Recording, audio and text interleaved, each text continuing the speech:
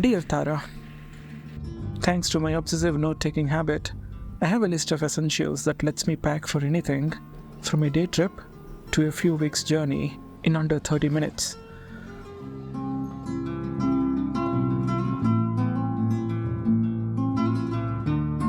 What do we do when we know what exactly to do? We leave it for later. So, a couple of hours before my flight, after only 3 hours of sleep, I was still at home, gathering scattered items for my next adventure. My mother quietly opened the door and said, "I will wake up your sister." "No, let her sleep. I still need to pack," I replied. And then, what did I do? I cut my nails, unbothered of the flight to catch, because that too was on the list. "What's the worst that could happen?" my inner voice asked. "Miss the flight? There will be another," the silly thing replied, even before I said anything. I think I have taken my no rush, no plan rule to the extreme, possibly to my financial detriment.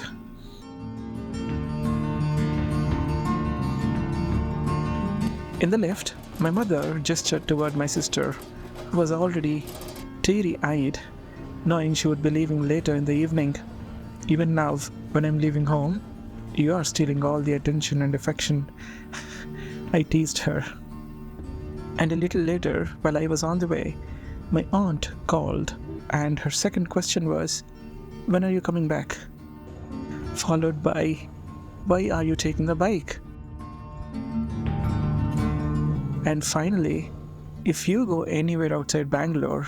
I will leave it to you to finish her impending threat. My people are tired of my trips. I arrived at the airport and was relieved to see only a few people at the entrance, and it didn't take long to realize I was deceived when I saw the long queue inside. The long queue with interesting faces, who I spent some time observing. "Is there a window seat available?" I asked at the check-in counter. "There is, sir," the agent replied, just as a small smile formed on my face. "But your seat is already assigned," he added. And so, I found myself in seat 8B, flanked by two guys, one by the window, quietly to himself, and the other on my right, cheerful and friendly. Right before leaving home, my mother asked, "Did you pray?"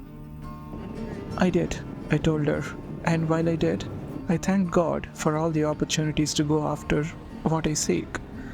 "You kept your word. It's up to me to keep mine," I thanked and reminded myself. What am I to do? The kind gods lead me to the beauty and the memorable experiences, and I write and let the world know what all there is, waiting and to be found.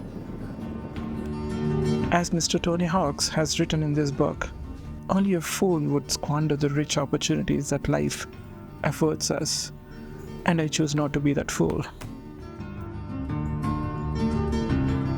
Seated on 8B, I opened and started my next book, Round Island with a Fridge by Tony Hawks. Some parts of the world you make a conscious effort to visit, and others have to wait until fate delivers you there. And the fate did deliver me somewhere magical a few weeks ago.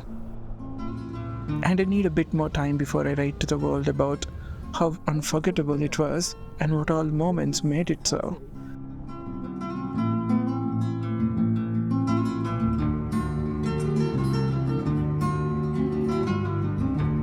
I have probably mentioned before how much I like airports, or love them, I must say.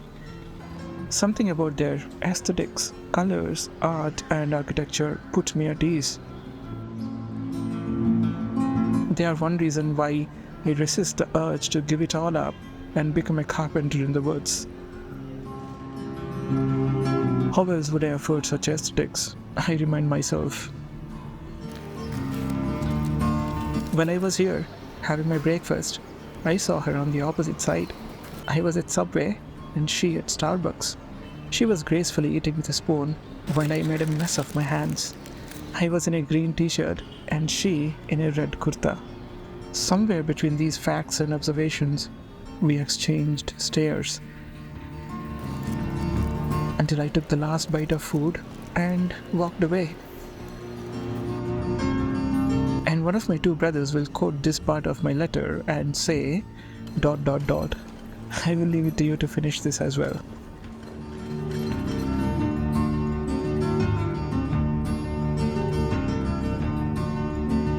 And Bengaluru that morning was alluring with its pleasant weather, clear roads, and lush greens popping from the roadside.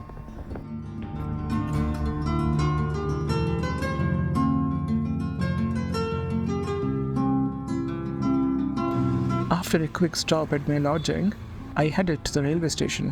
Why? To meet someone who would have already arrived. With some help from strangers, I finally found her, and I was eager to see if she had a safe trip and arrived unhurt. And there she was. Thankfully, it was a smooth journey, and she was back on the roads of Bengaluru. I'm a little clumsy at the moment. And yeah, I was more than a little clumsy after a few days of no proper time on the road. But now we will be together out in Bengaluru. Thanks for the green. The traffic gods have been super kind to me of late. She has been here before, and like me, she is fond of the place. I'm excited to see what the coming days hold, especially with a possible road trip the coming weekend. And in my next letter, I will share a controversial opinion. Uttappam is not onion dosa.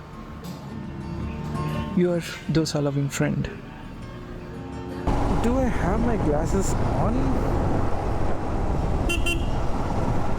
Oh yeah. But my vision feels so bad at the moment. I don't know why.